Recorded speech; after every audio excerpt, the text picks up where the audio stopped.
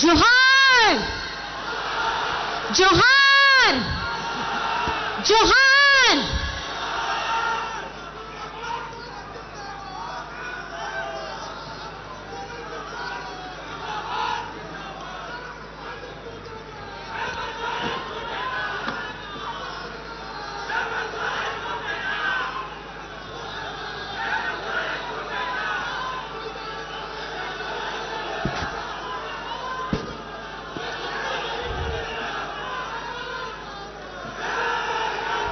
जय झारखंड, जय झारखंड। हाथ उठा के आप बोलिए जय झारखंड, जय झारखंड, जय झारखंड। आप सभी को जोहार है। अपनी बातें रखने से पहले आज मैं हेमंत सोरेन जी का पत्र लेकर के आई हूं जो उन्होंने जेल से भेजा है। सबसे पहले मैं आपसे दरख्वास्त करना चाहूंगी कि उन्होंने जो भी लिखा है आज मैं आपके सामने पढ़ने वाली हूं, क्योंकि यह सारा संदेश आप सभी के लिए, झारखंड वासियों के लिए, पूरे देशवासियों के लिए है। तो कृपया करके इसको जरूर ध्यान से सुनिएगा।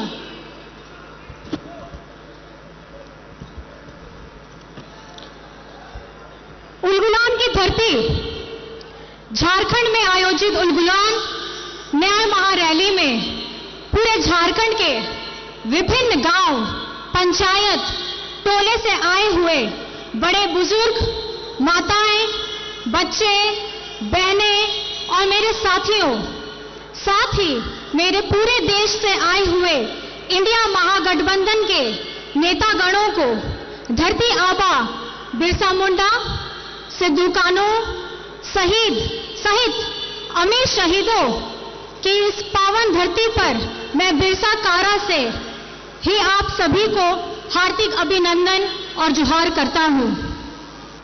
आज इस महारैली में मौजूद राज निर्माता दिशम गुरु शिबू सोरेन जी को चरण स्पर्श करता हूं। साथियों, आज झारखंड उलगुलान रैली में आपके साथ नहीं हूं। आपको मालूम है कि विगत 4 सालों से विपक्ष मेरे विरुद्ध षड्यंत्र रच कर आखिरकार एक बेबुनियाद आरोप के में मुझे कई 2.5 महीनों से बिरसा जेल में बंद करके रखा है। और इसी प्रकार हमारे महागठबंधन दल के आम आदमी पार्टी के मुख्यमंत्री अरविंद केजरीवाल जी को भी उनके सहयोगियों के साथ दिल्ली के तिहाड़ जेल में डाल रखा है। साथियों, ये आजादी के बाद पहली बार है जब किसी पार्टी के शीर्ष नेता एवं मुख्यमंत्रियों को और मंत्रियों को चुन करके चुनाव के ठीक पहले सुनियोजित तरीके से बेबुनियाद आरोपों पर जेलों में डाला जा रहा है।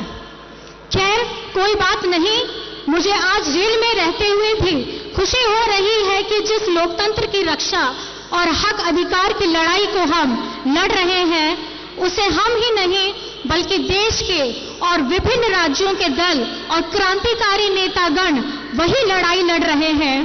आज उलगुलान महारैली में आए क्रांतिकारी नेताओं की मौजूदगी इसका गवाह है कि आज इस उलगुलान महारैली के मंच पर आदरणीय मल्लिकार्जुन खड़गे जी, जो अभी नहीं है, राहुल गांधी जी, अखिलेश यादव जी, फारूक अब्दुल्ला जी, चंपई सोरेन जी, भगवत मान जी, तेजस्वी यादव जी, श्रीमती सुनीता केजरीवाल जी, दीपांकर भट्टाचार्य जी, संजय सिंह जी, श्रीमती प्रियंका चतुर्वेदी जी और विवेक गुप्ता जी का मैं पुनः अभिवादन करता हूं।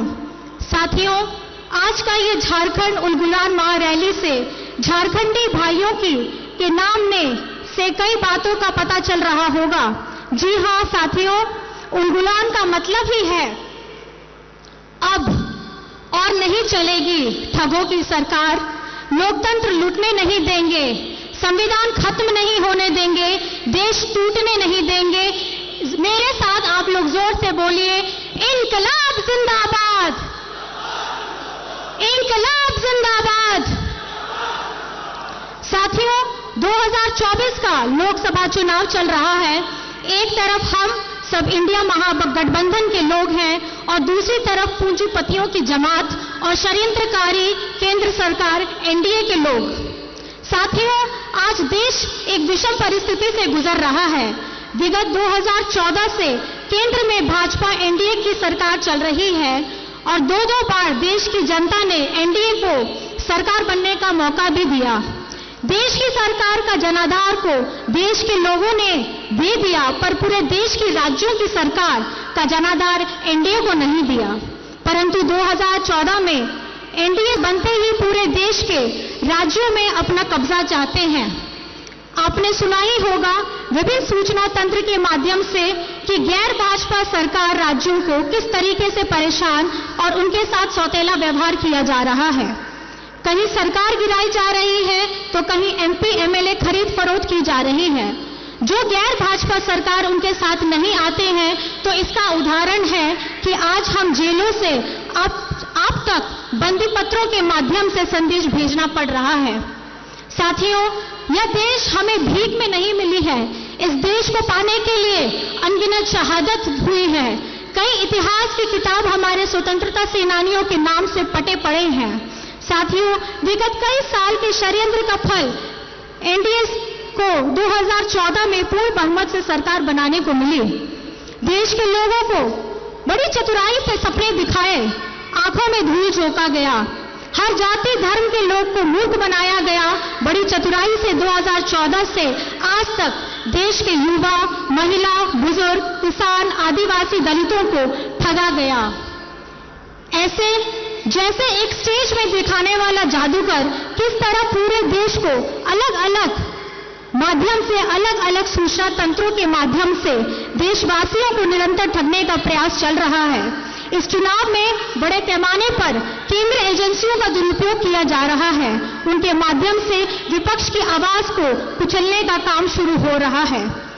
आज केंद्र सरकार ऐसे ऐसे कानून का निर्माण कर रही है जिससे देशवासियों को तो नुकसान होना ही है, चाहे वो किसी भी वर्ग, जाति, धर्म का ही क्यों ना हो। साथ ही साथ इस देश के लोकतंत्र को भी खतरा होगा और संविधान को भी खतरा होगा। साथियों, झारखंड देश का सबसे गरीब राज्य है। यहाँ के लोग गरीब हैं, पर झारखंड गरीब नहीं है। हमारे प्राकृतिक संसाधनों से पूरा देश चलता है। इसके बदले में हमें क्या मिलता है? पलायन, विस्थापन, भुखमरी, बीमारी।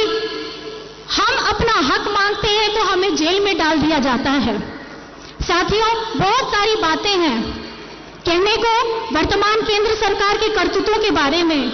अगर बातें शुरू की जाए तो रात और दिन कम पड़ जाएगा।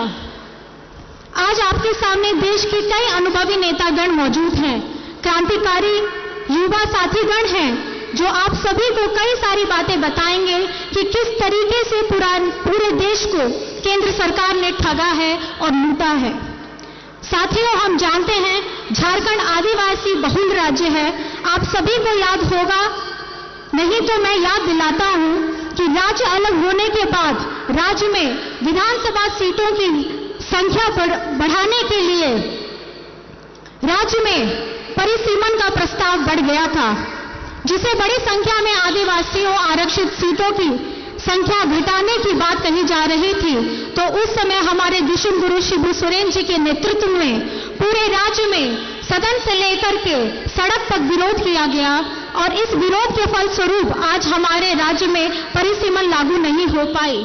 जब ये चर्चा चली उस समय भी केंद्र में भाजपा की ही सरकार थी। 2025-26 तक के लिए इसको टाल दिया गया। यह विषय वर्तमान लोकसभा चुनाव के बाद फिर से राज्य के सामने आने वाला है।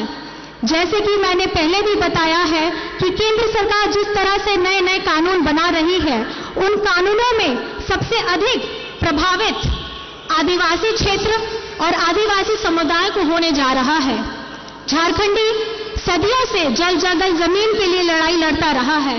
जल जंगल जमीन के लिए हमारे अनेक पूर्वजों ने अपनी शहादत दी है और आज के परिप्रेक्ष्य में केंद्र सरकार की सोच आदिवासी, दलित, पिछड़ा, मजदूर, किसान विरोधी रहा है और इनके 10 साल की कार्यकाल में सबसे अधिक और बड़े ही निर्मम तरीके से आदिवासी समुदायों को और उनके अनुसूचित क्षेत्रों पर इनकी बुरी नजर है। उदाहरण के तौर पर आप देख सकते हैं, विगत कई महीनों से मणिपुर जल रहा है, वहां के आदिवासी बहु बेटियों की इज्जत लूटी जा रही है, पूरा देश देख रहा है, पर केंद्र सरकार चुप है। आज तक केंद्र सरकार ने कोई सूद नहीं ली है। ये है इनका आदिवासी प्रेम। लद्दाख को छठी अनुसूची में डालने का वादा कर वर्षों तक ठगा गया और अंत में छठी अनुसूची घोषित करने से मुकर गए। आज वहां के भयानक ठंड में भी लोग 0 की डिग्री में भी अपना विरोध प्रदर्शन कर रहे हैं। ये है इनका आदिवासी प्रेम। साथियों, देश में सभी शेड्यूल्ड एरिया पर इनकी गिद्ध नजर है। झारखंड में कई महत्वपूर्ण और संवेदनशील कानून लागू हैं, जैसे CNT act, SPT act, Wilkinson act इत्यादि। अगर NDA सरकार 2024 की चुनाव जीतती है तो राज्य और देश के आदिवासियों के ऊपर बहुत बड़ा खतरा बन जाएगा। इसलिए किसी भी कीमत पर झारखंड को बचाना है। साथियों, झारखंड में कुछ संवेदनशील मुद्दे हैं, जैसे सरना धर्म कोड राज्य में लागू किया जाना, खतियान आधारित स्थानीय और नियोजन नीति बनाना, पिछड़ों को 27% आरक्षण के लिए मार्ग प्रशस्त करना, स्थानीय भाषा और संस्कृति को पहचान दिलाने का कार्य करना इत्यादि। मैं इन विषयों पर विस्तृत में नहीं जा रहा हूं, पर यह कहना चाहूंगा कि ये सभी चीजें तभी लागू होंगी जब केंद्र की पूंजीपति और तानाशाह सरकार को केंद्र से बेदखल किया जाए। साथियों, मैं अपना यह संदेश समाप्त करने से पहले कहना चाहता हूं कि झारखंड वीरों की धरती है। हमेशा से झारखंड के मूलवासी आदिवासियों ने राज्य के हक अधिकार के लिए संघर्ष किया है, अपने संघर्षों का लोहा भी बनवाया है। झारखंड के लोग अपने हक अधिकार की लड़ाई तब तक लड़ते रहेंगे जब तक वो हासिल ना हो जाए। आज उसी संघर्ष का ये नतीजा है कि वर्ष 2000 में गुरुजी के नेतृत्व में हमें झारखंड राज्य मिला और उसी संघर्ष से ही राज्य अलग होने के बाद हम लोगों ने राज्य में महागठबंधन की मजबूत सरकार बनाई और अब मजबूत उलगुलान की आवाज करते हुए 2024 के लोकसभा चुनाव मजबूती से लड़ेंगे भी और जीतेंगे भी। जुमले वाली केंद्र सरकार की नाकामी, देश को ठगने वालों की और देश की अखंडता को तोड़ने की बातें करने वालों को इस झारखंड से भी खदेड़ा जाएगा और दिल्ली की गद्दी से भी खदेड़ा जाएगा। इन्हीं बातों के साथ आप सबको उलगुलान महारैली में आने के लिए बहुत बहुत आभार है। अब हम अपने झारखंड की इस प्रभात तारा मैदान से इतनी जोर से आवाज लगाएंगे कि होटवार जेल में बैठे हेमंत जी को पूरे झारखंड की आवाज सुनाई देनी चाहिए। जोर से हम लोग सब बोलेंगे, जय हिंद, जय हिंद, जय हिंद, जय झारखंड, जय झारखंड। विश्व गुरु शिबू सोरेन जिंदाबाद, विश्व गुरु शिबू सोरेन जिंदाबाद, हेमंत सोरेन जिंदाबाद, हेमंत सोरेन जिंदाबाद, हेमंत सोरेन जिंदाबाद। जेल का ताला टूटेगा, जेल का ताला टूटेगा, जेल का ताला टूटेगा, जेल का ताला टूटेगा, जेल का ताला टूटेगा। आप सभी को यहां आने के लिए अपने हृदय की गहराइयों से मैं आप सभी को आभार प्रकट करती हूं। जोहार है।